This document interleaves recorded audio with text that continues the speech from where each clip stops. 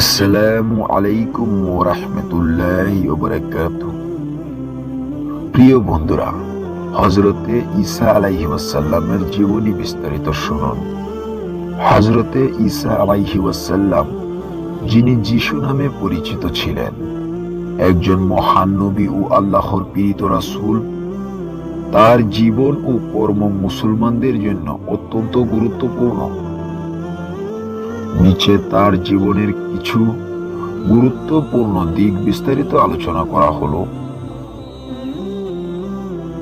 হযরতে ঈসা আলাইহিস সালামের জন্ম ঘটেছিল এক অলৌকিক ঘটনায়। তার মাতা হযরত মরিয়ম আলাইহিস সালাম ছিলেন একজন পূর্ণবতী নারী। কুরআনের বর্ণনা অনুযায়ী আল্লাহ তার কাছে জিবরাইল আলাইহিস সালাম ফেরেশতাকে পাঠিয়ে তাকে ঈসার জন্মের সুসংবাদ দেন। হযরতে মরিয়ম আলাইহিস সালাম ছিলেন অবিবাহিত এবং কোনো পুরুষের স্পর্শ ছাড়াই তিনি ঈসার জন্ম দেন। এটি ছিল আল্লাহর এক বিশেষ মুজিজা বা অলৌকিক কীর্তি। হযরতে ঈসা আলাইহিস সালামকে আল্লাহ নবী হিসাবে প্রেরণ করেন এবং তাকে ইনজিল গসপেল নামক আসমানি কিতাব প্রদান করেন। তিনি বনী ইসরাইলের কাছে আল্লাহর বাণী প্রচার করতেন এবং তাদেরকে সঠিক পথে আহ্বান করতেন। তার বার্তা ছিল আল্লাহর একত্ববাদ এবং দুনিয়ার ফানি জীবনের পরিবর্তে আখিরাতের পরকাল প্রতি মনোনিবেশ করা। হযরতে ঈসা আলাইহিস সালাম আল্লাহর অনুমতি অনুযায়ী অনেক অলৌকিক কাজ করতে সক্ষম ছিলেন।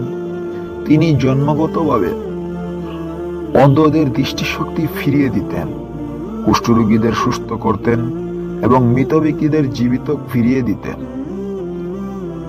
এগুলো ছিল আল্লাহর পক্ষ থেকে প্রদত্ত মুজিজা, যা তার নবুয়তের প্রমাণস্বরূপ। বনী ইসরাইলের কিছু লোক হযরতে ঈসা আলাইহিস সালামের বিরুদ্ধে ষড়যন্ত্র করে তাকে হত্যা করার পরিকল্পনা করেছিল, তবে আল্লাহ তাকে রক্ষা করেন এবং তাকে আসমানে উঠিয়ে নেন।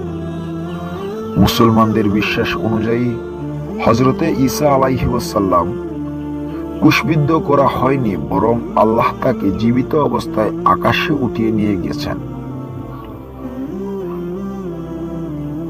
পুনরায় আগমন করবেন। ইসলামী বিশ্বাস অনুযায়ী কিয়ামতের পূর্বে হযরতে ঈসা আলাইহিস সালামকে পুনরায় পৃথিবীতে ফিরে আসবেন।